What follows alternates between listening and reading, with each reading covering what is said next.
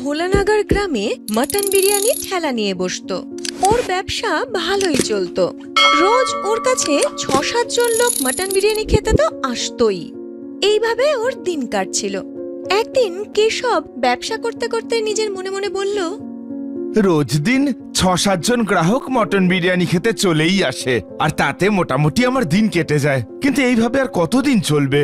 আজকাল বাবার শরীরটাও খুব একটা ভালো যাচ্ছে না, তার উপর ছোট ভাইটার পড়ার খরচা। ওকে যদি লেখাপড়া না শেখাতে পারি, ও তাহলে করবেটা কি?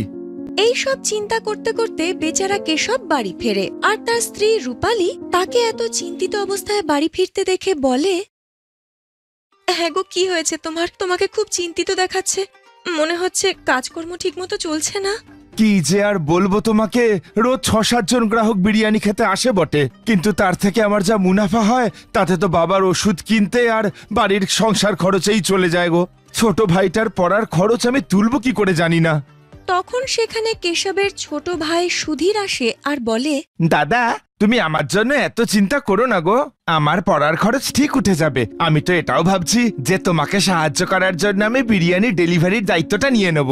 আরে এত কিছু তো আমি শুধু তোর জন্যই করছি নাকি? আমি চাই না যে তোর পড়াশোনা মাঝপথে বন্ধ হোক, কারণ এই কথাটা আমার মাথায় আছে যে কিছুদিনের মধ্যেই তোকে শহরে গিয়ে কলেজে অ্যাডমিশন নিতে হবে।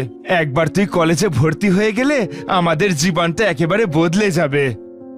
তোর দাদা একদম ঠিক কথা বলেছে সুধীর। তুই নিজের পড়াশোনার দিকে মন দে, সব ঠিক হয়ে যাবে, তোকে চিন্তা করতে হবে না। আর যদি দরকার পড়ে, আমি তোর দাদাকে বিরিয়ানি বিক্রি করতে সাহায্য করব। না হয় তোর পড়াশোনার যেন কোনো ক্ষতি না হয়। তোকে নিয়ে কত আশা।